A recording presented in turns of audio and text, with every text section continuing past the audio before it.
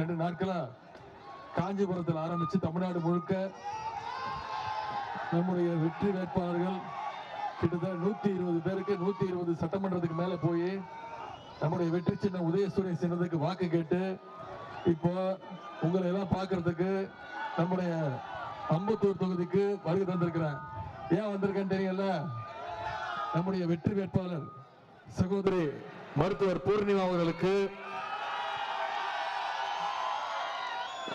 உதயசூரிய சின்னத்துல நீங்க எல்லாம் வாக்களிச்சு அவங்களுக்கு ஒரு மிகப்பெரிய வெற்றியை வர்ற சட்டமன்ற தேர்தலில் நீங்க கொடுக்கணும்னு உங்களை எல்லாம் கேட்டுக்கொள்வதற்காக நான் வந்திருக்கிறேன். ஆனா கொடியை மடிச்சு வைங்க. நான் உங்ககிட்ட கேட்கலான்னு வந்தேன். உதயசூரிய சின்னத்தை வாக்களிச்சிருங்க, சகோதரி பூர்ணிமா அவங்க ஜெயிக்க வச்சு சட்டமன்றத்துக்கு அனுப்பிச்சிருங்கன்னு உங்ககிட்ட கேட்கலான்னு வந்தேன். ஆனா இங்க உங்களுடைய எழுச்சியை பார்க்கும் போது நீங்க எல்லாம் ஏற்கனவே அம்பத்தூர்ல வெற்றியை உறுதி செஞ்சு வச்சிருக்கிறீங்க. கரெக்டா? அம்பத்தூர்ல வெற்றி உறுதியா? மருத்துவர் பூர்ணிமாவோட வெற்றி உறுதியா? எந்த சின்னம்? கையை காட்டி சொல்லுங்க. எந்த சின்னம்? உதயசூரிய சின்னத்துல வாக்களிச்சு மிகப்பெரிய வெற்றியை தேடி தரணும். போன சட்டமன்ற தேர்தலையே வெற்றி கொடுத்தீங்க. கிட்டத்தட்ட 42,000 வாக்கு வித்தியாசத்துல நம்முடைய வேட்பாளரை ஜெயிக்க வச்சு நீங்க சட்டமன்றத்துக்கு அனுப்பிச்சீங்க. இந்த முறை நான் உங்ககிட்ட கேட்டுக்கொள்வதெல்லாம் குறைஞ்சது ஒரு 50,000 வாக்கு வித்தியாசத்துல ஜெயிக்க வச்சு அனுப்பணும். செய்வீங்களா? முதல்ல இந்த நிகழ்ச்சியை சிறப்பா ஏற்பாடு செஞ்சிருக்கக்கூடிய நம்முடைய மாவட்ட கழக செயலாளர், துறைமுக சட்டமன்ற தொகுதி வெற்றி வேட்பாளர் அண்ணன் திரு சேகர் பாபு அவர்களுக்கும், கழகத்துடைய பொருளாளர் டி ஆர் பாலு அவர் அண்ணன் அவர்களுக்கும், சட்டமன்ற உறுப்பினர் அண்ணன் திரு ஜோசப் சாமுவேல் அவர்களுக்கும், தலைமை செயற்குழு உறுப்பினர் பி கே மூர்த்தி, பகுதி கழக செயலாளர்கள் டிஎஸ்பி ராஜகோபால், திரு எம்டிஆர் நாகராஜ், திரு சன் முனியாண்டி, இளைஞரணி அமைப்பாளர் வானவில் விஜய், சார்பணியை சேர்ந்த திரு டாக்டர் சாந்தகுமார், எல்பிஎஃப் மோகன், நாகவல்லி, பாலமுருகன், ஜெகதீஷ், வினோத், ஜிஜே பிரபு, தனசேகர், சங்கர் நானா, ராக்கப் ஹுசேன், இளைஞரணி உள்ளிட்ட சேர்ந்த நிர்வாகிகளுக்கும் உறுப்பினர்களுக்கும், நம்முடைய மதச்சார்பற்ற முற்போக்கு கூட்டணி கட்சியை சேர்ந்த நண்பர்களுக்கும் நிர்வாகிகளுக்கும், இங்க வந்திருக்கக்கூடிய அனைத்து தாய்மார்கள், அக்காக்களுக்கும், தங்கைகளுக்கும், பாட்டிகள், சகோதரிகள் உங்க அத்தனை பேருக்கும், முத்தமிழர் டாக்டர் கலைஞருடைய உயிரினும் மேலான அன்பு உடன்பிறப்புகள் உங்க அத்தனை பேருக்கும் மீண்டும் என்னுடைய நன்றியை நான் தெரிவிச்சுக்கிறேன். இன்னைக்கு நம்முடைய தலைவர் அவர்கள் ஒரு வெற்றி வேட்பாளர், நல்ல வேட்பாளர் உங்களிடத்துல ஒப்படைச்சிருக்கிறாங்க. சகோதரி பூர்ணிமா அவர்கள் நன்கு படிச்ச வேட்பாளர், ஒரு மருத்துவர், மக்களுடைய நோய்களை தீர்க்கிற டாக்டரா இருக்கிறவரு. இன்னைக்கு மக்களுடைய குறைகளை தீர்க்கிற பணிக்கு உங்களை நம்பி தலைவர் அவர்கள் ஒப்படைச்சிருக்கிறாங்க. வெறும் தேர்தலுக்கு தேர்தல் மட்டும் உங்களை சந்திக்கிற வேட்பாளர் கிடையாது நம்முடைய வேட்பாளர். உங்க கூட இருந்து வருடம் முழுக்க உங்க கூட இருந்து உங்களுடைய சுக துக்க நிகழ்ச்சியில கலந்து கொண்டு உங்களுடைய குடும்பத்தில் ஒருத்தரா இருந்து இந்த பகுதி இந்த பகுதியில் இருக்கக்கூடிய ஒவ்வொரு தெருவினுடைய ஒவ்வொரு வீடுடைய கோரிக்கைகள் என்ன, பிரச்சனைகள் என்னன்னு தெரிஞ்சு அதையெல்லாம் தீர்க்கக்கூடிய ஆற்றல் படைச்சவங்க தான் சகோதரி பூர்ணிமா அவர்கள். ஏற்கனவே மாமன்ற உறுப்பினராக சிறப்பா பணியாற்றுறதுனால மக்களுடைய அடிப்படை வசதிகள், இந்த தொகுதியுடைய பிரச்சனைகள், இந்த பகுதியுடைய பிரச்சனை அத்தனையும் தெரிஞ்சவர் தான் தலைவர் அவர்கள். சகோதரி பூர்ணிமா அவர்கள் அவங்க ஒப்படைச்சிருக்கிறாங்க. அவங்களுக்கு மிகப்பெரிய வெற்றியை நீங்க தேடி தரணும்னு நான் கேட்டுக்கிறேன்.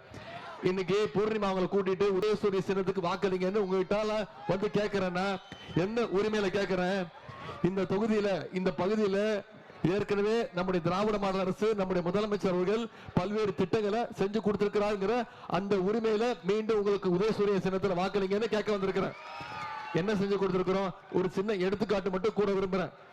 வடசென்னை வளர்ச்சி திட்டத்துல 11 கோடி ரூபாய் மதிப்பீட்டுல இன்னைக்கு அம்பத்தூர் தொழிற்பேட்டையில நவீன வசதிகளுடன் புதிய பஸ் ஸ்டாண்ட் கட்டப்பட்டிருக்குன்னா அது நம்முடைய திராவிட மாடல் அரசு, நம்முடைய முதலமைச்சர் கொண்டு வந்த திட்டம். சுமார் 115 கோடி ரூபாய் மதிப்பீட்டுல பல்வேறு பகுதிகளில் சாலைகள் போடப்பட்டிருக்கு. 2 கோடி ரூபாய் மதிப்பீட்டுல மன்னூர்பேட்டையில புதுசா தொடக்கப்பள்ளி துவங்கி வச்சிருக்கிறோம். மாதலாங்குப்பம் சாலையில உள்ள ஏரியில படகு சவாரி முகாம் ஆரம்பிச்சிருக்கிறோம். 565 கோடி ரூபாய் மதிப்பீட்டுல மழைநீர் கால்வாய், 86வது வார்டுல ஒரு புதிய ஃபுட்பால் கோர்ட், 93வது வார்டுல மில்லியனம் பார்க்ல பேட்மிண்டன் கோர்ட், மகளிருக்கான தனி ஜிம், 34 கோடி ரூபாய் மதிப்பீட்டுல பல்வேறு இடங்கள்ல park, playground, night shelter கட்டப்பட்டிருக்கு. 84, 85, 86 வார்டுகள்ல 21 கோடி ரூபாய் செலவீட்டுல பாதாள சாக்கடை பணிகள் முடிக்கப்பட்டிருக்கு.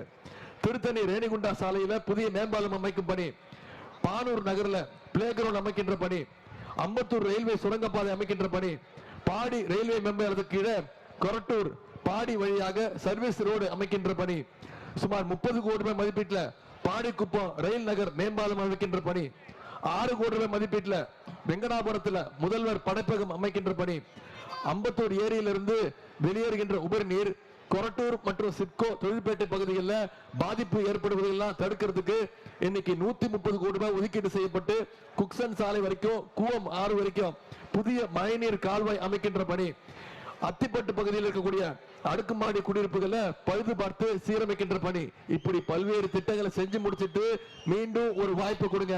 அம்பத்தூர்ல உதயசூரிய சின்னத்துக்கு சகோதரி பூர்ணிமா உங்களுக்கு வாக்களிங்கன்னு உரிமையோடு கேட்க வந்திருக்கிறேன். இன்னைக்கு அம்பத்தூர்ல மட்டும் இவ்வளவு திட்டங்கள் பண்ணிருக்கிறோம். ஒட்டுமொத்த தமிழ்நாட்டுக்கு நம்முடைய தலைவர் அவர்கள் என்னென்ன திட்டங்கள் பண்ணி கொடுத்திருக்கிறாங்க?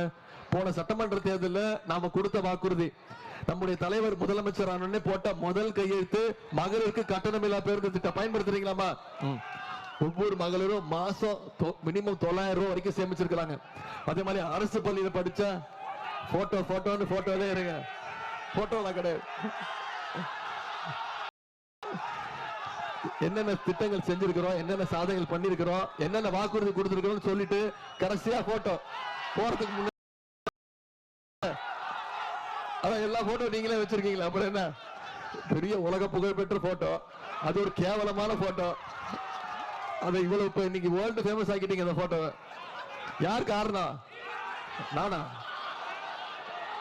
ஹலோ, எனக்கு அந்த போட்டோக்கு சம்பந்தமே கிடையாது, நீங்க தான் காரணம். என்னென்ன திட்டங்கள் செஞ்சு கொடுத்திருக்கோம்? மகளிருக்கு கட்டணமில்லா பேருந்து, முதலமைச்சர் காலை உணவு திட்டம், அரசு பள்ளி படிக்கக்கூடிய குழந்தைங்க பசியோட படிக்கக்கூடாது, முதலமைச்சர் காலை உணவு திட்டம்.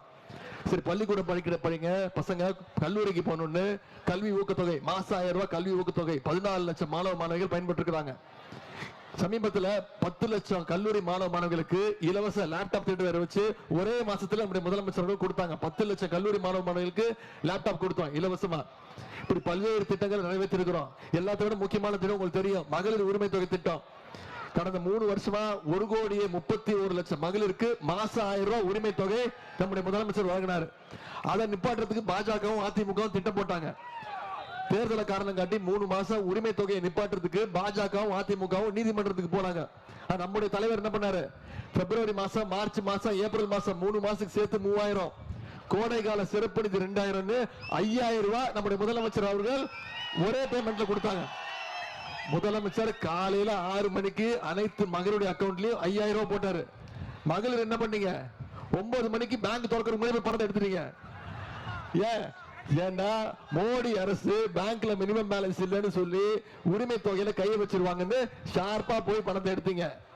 நல்லது. அதே மாதிரி 23ஆம் தேதி ஷார்ப்பா வாக்குச்சாவடிக்கு போய் வாக்கு பெட்டியில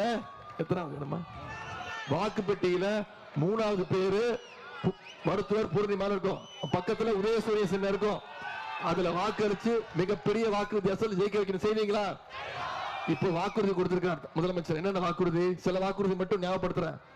மகளிர் உரிமை தொகை திட்டம் ஆட்சி அமைஞ்சோடனே, திராவிட மாடல் 2.0 ஆட்சி அமைஞ்சோடனே முதலமைச்சர் வாக்குறுதி கொடுத்திருக்காங்க. மகளிர் உரிமை தொகை 1000 ரூபாய் இல்ல, அதை 2000 ரூபாய் உயர்த்தி கொடுப்போம்னு வாக்குறுதி கொடுத்திருக்கிறோம். முதலமைச்சர் காலை உணவு திட்டம் 5ஆம் வகுப்பு வரைக்கும் இல்ல, 8ஆம் வகுப்பு வரைக்கும் விரிவுபடுத்தப்படும் சொல்லியிருக்கிறோம். கல்வி ஊக்கத்தொகை 1000 ரூபாய் இல்ல, 1500 ரூபாய் உயர்த்தப்படும் சொல்லியிருக்கிறோம். அடுத்த 5 வருஷத்துல அனைத்து கல்லூரி மாணவ மாணவிகளுக்கும் இலவச லேப்டாப் 35 லட்சம் லேப்டாப் கொடுக்கப்படும், இலவசமா கொடுக்கப்படும், மாணவ மாணவிகளுக்கு கொடுக்கப்படும் வாக்குறுதி கொடுத்திருக்கிறோம். இப்படி பல்வேறு வாக்குறுதி கொடுத்திருக்கிறோம். எல்லாத்தோட முக்கியமான வாக்குறுதி உங்களுக்கு தெரியும். ஆட்சி அமைஞ்ச முதலமைச்சர் அவர்கள் அனைத்து மகளிருடைய கைகள்லையும் 8000 ரூபாய் முதலமைச்சர் உங்க கையில ஒப்படைச்சிருவாரு.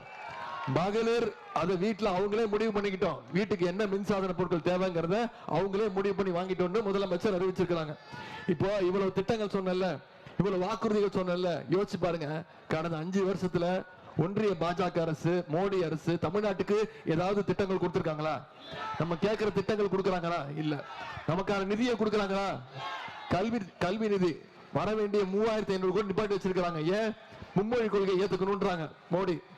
திரு மோடி அவர்களும் அமித்ஷா அவர்களும் இப்ப தேர்தல் அறிவிச்சோடனே மாறி மாறி வராங்கல்ல, வாரத்துக்கு ஒரு வாட்டி வராங்கல்ல. ஆனா தமிழ்நாட்டுக்கான நிதி எதுவுமே வர்றதில்லை. தமிழ்நாட்டை தொடர்ந்து புறக்கணிக்கிற ஒன்றிய பாஜக அரசுக்கு இந்த தேர்தலில் சரியான பாடத்தை நாம கத்துக் கொடுக்கணும். செஞ்சு கொடுப்போமா? அந்த பாடம் தான் வர சட்டமன்ற தேர்தலில் மிகப்பெரிய வெற்றி. நான் ஏற்கனவே சொன்ன மாதிரி கிட்டத்தட்ட 120 தொகுதி போயிட்டு வந்துட்டேன். நான் அடிச்சு சொல்றேன், எங்க போனால் மிகப்பெரிய வரவேற்பு, எழுச்சி. நம்முடைய தலைவர் தான் மீண்டும் முதலமைச்சரா வரப்போறாரு. மீண்டும் திராவிட மாடல் 2.2 ஆட்சி அமைய போவது நிச்சயம். அதற்கு வலு சேர்க்கிற விதமா இந்த 51 தொகுதியில அதிகமான வாக்கு வித்தியாசத்துல சகோதரி பூர்ணிமா அவங்களை ஜெயிக்க வைக்கணும். செய்வீங்களா? நம்முடைய தலைவர் தொடர்ந்து சொல்ற மாதிரிதான் இந்த சட்டமன்ற தேர்தல் டெல்லி வெர்சஸ் தமிழ்நாடு. டெல்லி அணி வெர்சஸ் தமிழ்நாடு அணி. தமிழ்நாடு அணி டெல்லி அணியை தோக்கடிக்கணும். தமிழ்நாடு அணி நாம ஜெயிச்சு காட்டணும். செஞ்சு காட்டுவோமா? தொடர்ந்து மாநில உரிமைகள் எல்லாம் பறிக்கப்படும் போது நம்முடைய தலைவர் திராவிட முன்னேற்ற கழகம், நம்முடைய முதலமைச்சர் எதிர்த்து குரல் கொடுக்கிறோம். சமீபத்தில் நேற்று முன்தினம் பார்லிமெண்ட்ல என்ன நடந்துச்சுன்னு உங்களுக்கு தெரிஞ்சிருக்கும். செய்தித்தாள்கள் பார்த்திருப்பீங்க, தொலைக்காட்சி பார்த்திருப்பீங்க. டீலிமிட்டேஷன் ஒன்று கொண்டு வந்தாங்க. தமிழ்நாட்டுடைய எம்பிக்கள் எண்ணிக்கையை குறைப்பதற்கான முயற்சி. எதுக்கு? தண்டனை, தமிழ்நாட்டுக்கு தண்டனை கொடுக்க முயற்சி பண்ணாங்க. மக்கள் தொகையை கட்டுப்படுத்துறதுனால நமக்கு எம்பிக்கள் எண்ணிக்கையை குறைக்க முயற்சி பண்ணாங்க. இந்தியாவிலேயே திராவிட முன்னேற்ற கழகம் தான், நம்முடைய தலைவர் தான் எதிர்த்து முதல் குரல் கொடுத்தாரு. அதுல நம்ம இன்னைக்கு வெற்றியும் பெற்றிருக்கிறோம். அந்த கொண்டு வந்த மசோதாவை தோக்கடிச்சிருக்கிறோம். அது நமக்கு பாதி வெற்றி. மீதி வெற்றி, முழு வெற்றி எப்ப அடைவோம்னா 23ஆம் தேதி வாக்குப்பதிவு, 4ஆம் தேதி வாக்கு எண்ணிக்கை. வாக்கு எண்ணிக்கையின் போது திராவிட முன்னேற்ற கழகம் மீண்டும் ஆட்சி அமைஞ்சது. மீண்டும் நம்முடைய முதலமைச்சராக மீண்டும் நம்முடைய தலைவர் தான் முதலமைச்சர் பொறுப்பை ஏற்க போறாரு. அப்ப 51 தொகுதியில் அதிகமான வாக்கு வித்தியாசத்தில் வெற்றி பெற்றோம்னு ஒரு செய்தி வரும்ல, அதுதான் முழுமையான வெற்றி. செஞ்சு கொடுப்பீங்களா? இப்ப போட்டோக்கு வருவோமா? போட்டோ மட்டும் தான் கேக்குறீங்க. சரி, என்னன்னு சொல்லிடுறேன். நம்ம தலைவர் இவ்வளவு எதிர்த்து குரல் கொடுக்கறல்ல, மோடி எதிர்த்து குரல் கொடுக்கறோம்ல, பிஜேபி எதிர்த்து குரல் கொடுக்கறோம்ல. ஆனா எதிர்கட்சி தலைவர் என்ன பண்றாரு? மோடி என்ன சொன்னாலும் கேட்டுக்கிட்டு ஆமா சாமி போட்டுக்கிட்டு உட்கார்ந்து இருக்கிறாரு. அதைத்தான் நான் சொன்னேன். நாம முரட்டு பக்தர்கள் பார்த்திருப்போம், முரட்டு தொண்டர்கள் கேள்விப்பட்டிருப்போம். ஆனா ஒரு முரட்டு அடிமையை பார்த்திருக்கீங்களா? யார் அந்த முரட்டு அடிமை? இப்போ பாருங்க, எல்லாம் நான் சொல்ல, நீதான் சொல்றீங்க. எல்லாம் இதெல்லாம் என் கணக்குல எழுதிடுவாங்க. அது மட்டும் தான் சொன்னேன்.